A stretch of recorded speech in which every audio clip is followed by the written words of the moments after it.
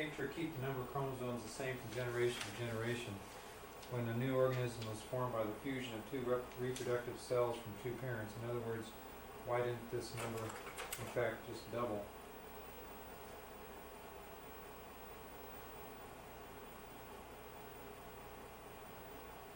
And the answer to that is meiosis.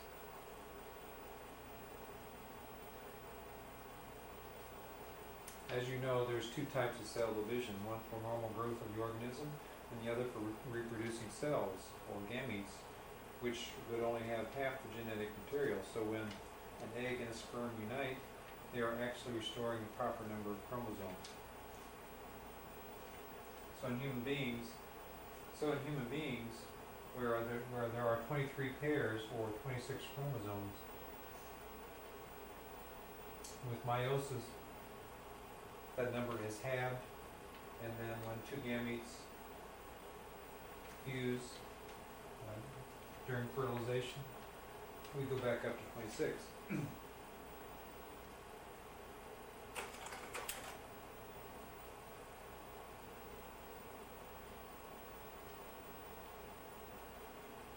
With mitosis,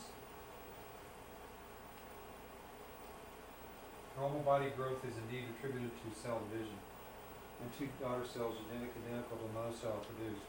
We know that the chromosome is a long chain of genetic material gene which produces a replica itself, and identical chromosome is manufactured gene by gene. This is in the nucleus.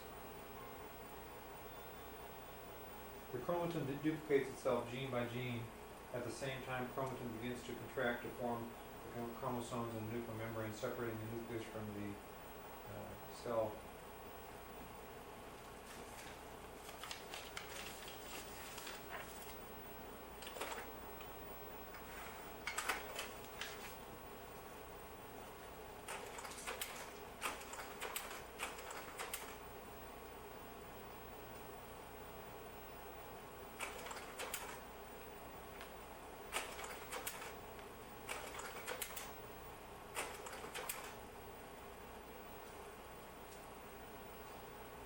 Mitosis, normal body growth, is indeed attributed to cell division. I know this is just a I know you know all this cold, but just to review again. With mitosis, two daughter cells that are genetically identical to the mother cell are produced. We know that the chromosome is a long chain of genetic material or string of genes which replicates itself, and an identical chromosome is manufactured gene by gene, and this occurs in the nucleus.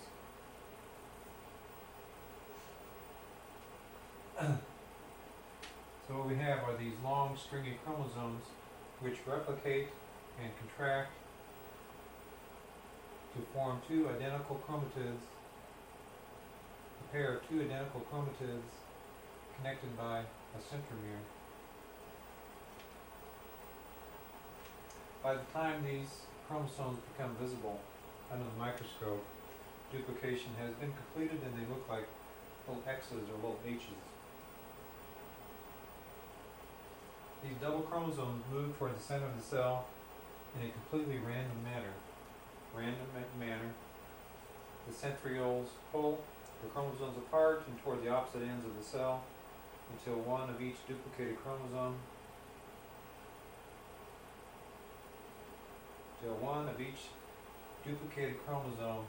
has been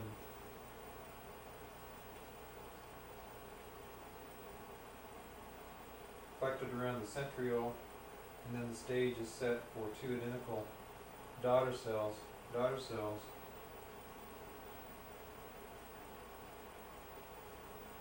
Cell membrane forms around the new cytoplasm and the new nucleus, and each daughter cell then has a full-scale version of the same genetic material that was present in the mother cell. This accounts for all normal growth from the moment of fertilization.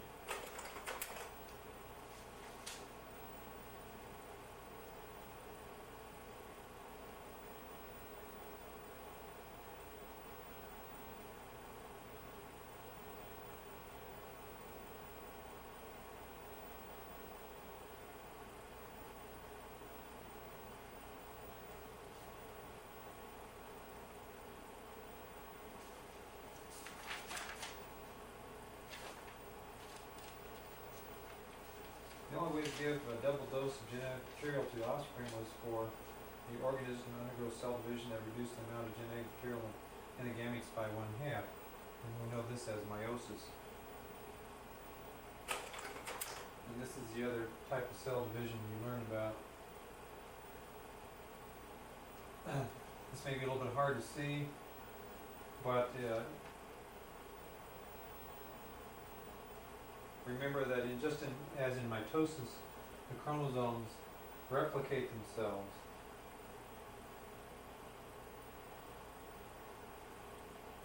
And concentrates into double-stranded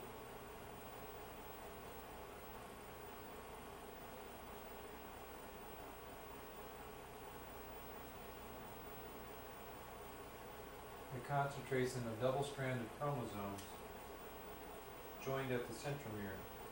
But here the big difference is. The big difference is that the chromosomes, each pair of chromosomes line up. That is, those chromosomes which have matching genes seek each other out and wrap around each other. They call that synapsis. And so by the time they reach the center of the cell, they become a little bit unwrapped. And they line up next to each other instead of randomly. These double chromosomes are pulled apart toward the centrioles. Each of these daughter cells carries one double chromosome from each pair.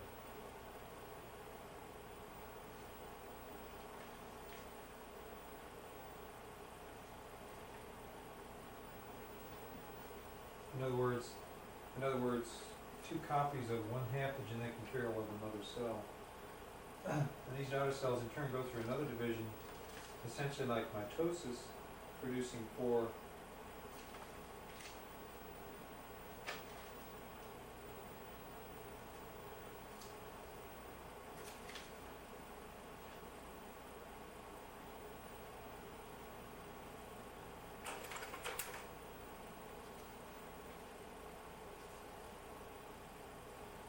and then these cells proceed to go through another division, essentially like mitosis, producing 4 daughter cells.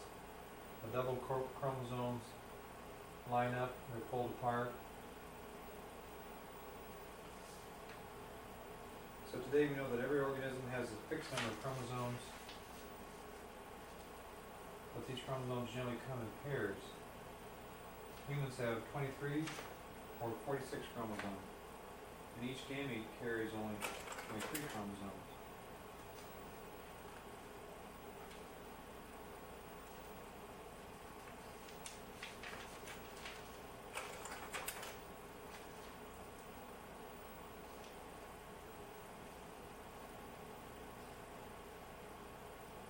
We know that genetic material assumes different forms at different stages in the life cycle of the cell.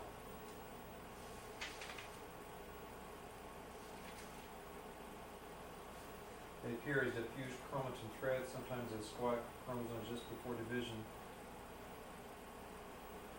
The genetic material passes through a series of alternations, concentrating, contracting itself, and takes the shape of the chromosome, and that's nature's way to make sure that the separation of genetic material during cell division will be accurate. In mitosis, all hereditary information within the mother cell nucleus is passed on to the daughter cells, which in turn pass the same information on to the daughter cells. It's incredible that the average adult may utilize as many as 100 billion cells in a lifetime, which means there must have been as many as 50 billion cell divisions. Now, how does it do this? You can imagine chromatin threads are like long strands of yarn. And it would be easier to separate these two strands of yarn if they were tightly wound up rather than all tangled up. If you mess with 46 strands of yarn all tangled together, if you try to separate them, some might rip and even get tied up in knots. And if the yarn were chromosomes, it would even get more complicated because they all duplicate themselves. So temporarily you would have 92 of them. Nature has developed a way for the chromatin material to roll up into chromosomes to minimize the danger of ripping and breaking during cell division. we mentioned that the gene is material that is responsible for hereditary and it contains DNA. Here's what a building block of DNA looks like. The genetic information is stored on DNA. It's a linear polymer of 4 different units called nucleotides. Nucleotide consists of a sugar, deoxyribose, and a phosphate group, and one of 4 chemical bases. And these 4 are the key to the genetic code. Adenine, cytosine, guanine, and thymine. Cytosine and guanine link together, adenine and thymine link together. They're linked together in a chain of phosphodiester bonds. Each of these bonds is called a base pair, and each DNA molecule is composed of literally millions of these base pairs. A double strand is formed by the formation of 2 single strands forming a double helix, which is like a twisting double strand. This sequence of 4 nucleotides along a polynucleotide chain varies among DNAs of unrelated organisms and is indeed the basis of their genetic diversity. The sequence of bases dictates the amino acids.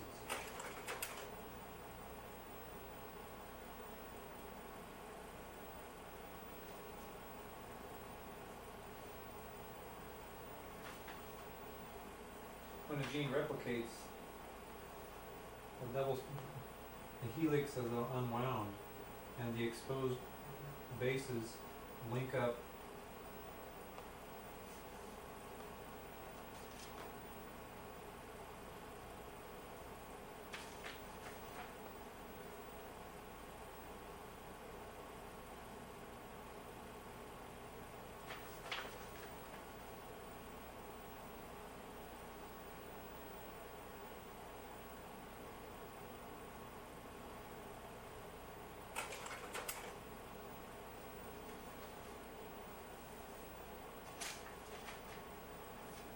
Simply put, a DNA molecule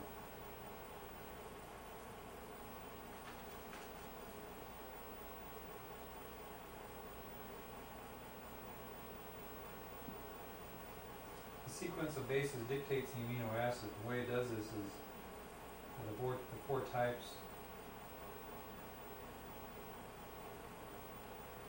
are arranged in groups of 3s or triplets, and each of these in turn form a code word or codon, which ultimately signifies a single amino acid. It does this by RNA.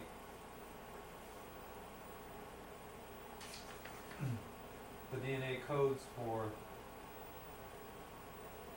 an RNA.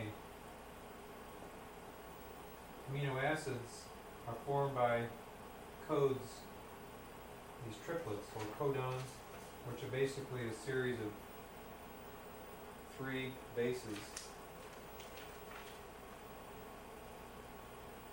which goes on to form amino acids.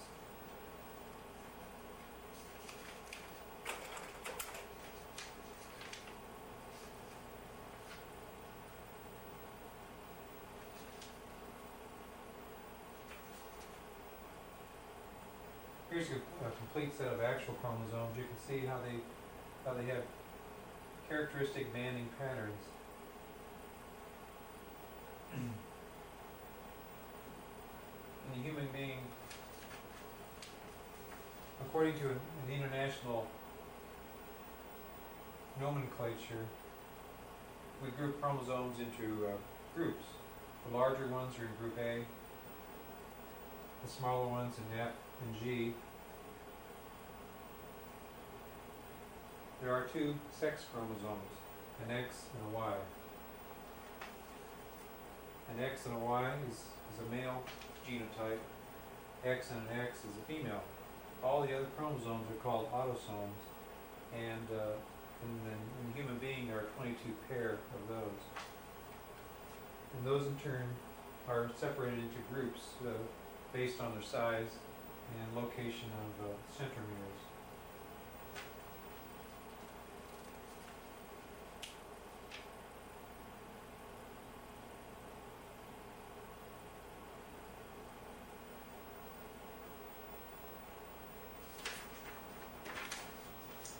46 chromosomes displayed by a karyotype can be said to represent two complete sets of genes. A genome is simply a set of chromosomes. In the human, this is 23 chromosomes, one set. How many genes do you suppose there are? How many base pairs? This involves about 3 billion base pairs.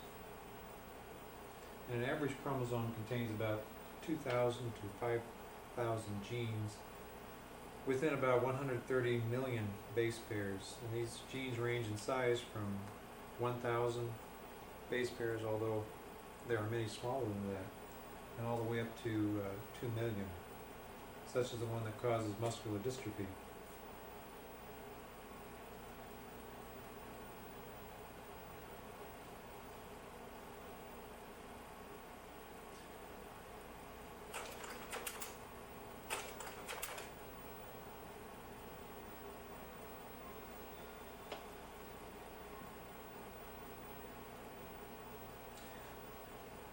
Here's where you find the genes that determine the number of genetic diseases.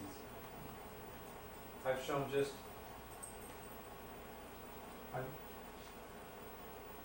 these are 10 of the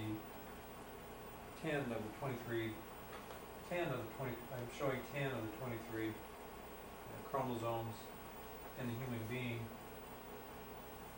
And as you can see, scientists have been able to already determine where many of the mutant genes are located, where many mutant genes can be located in the various chromosomes. For example, on the X chromosome, they've determined muscular dystrophy gene here, hemophilia down here, certain types of breast cancer that can be caused by a gene on the chromosome number 17.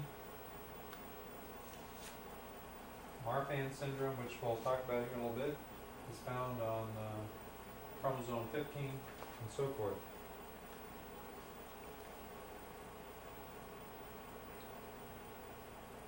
Here's where you find the codes for directing the cell to do a variety of things, and it does this by directing the cell to make certain proteins that are instrumental in affecting the characteristic of the cell under the right conditions. These codes do a lot of things. They can signal the cell to make and release an enzyme for cell metabolism, perhaps to send a message to the cell to respond to a certain stimulus, or maybe just to direct the cell to determine the color of your eyes or the color of your hair. Nature has also taken the trouble to assign each gene a specific location on a specific chromosome, so none of them get lost in the shuffle during cell reproduction.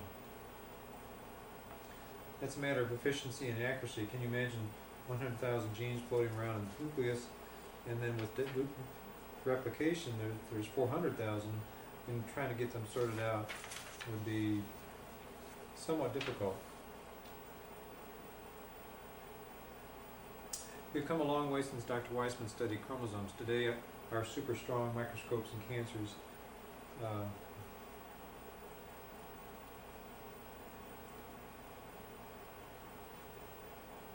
are able to record chromosome structures more clearly and understand them better.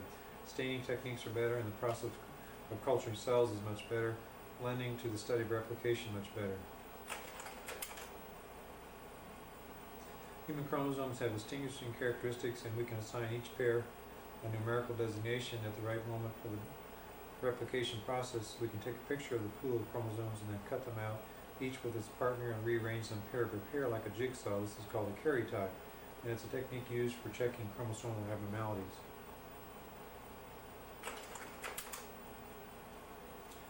You can see that genes are assigned a specific site on a chromosome and on a particular chromosome.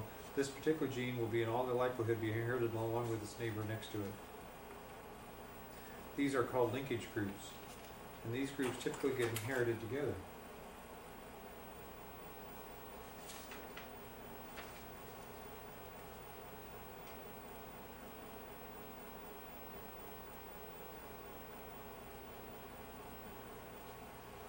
half your chromosomes come from your father's germ, sperm, and half from your mother's egg, but the maternal and paternal chromosomes are in no way linked together. Now let us say you are now going to form your own gametes, and what you have to start with are 26 chromosomes, 23 from your father and 23 from your mother. And when you form gametes, you'll have to have how many chromosomes?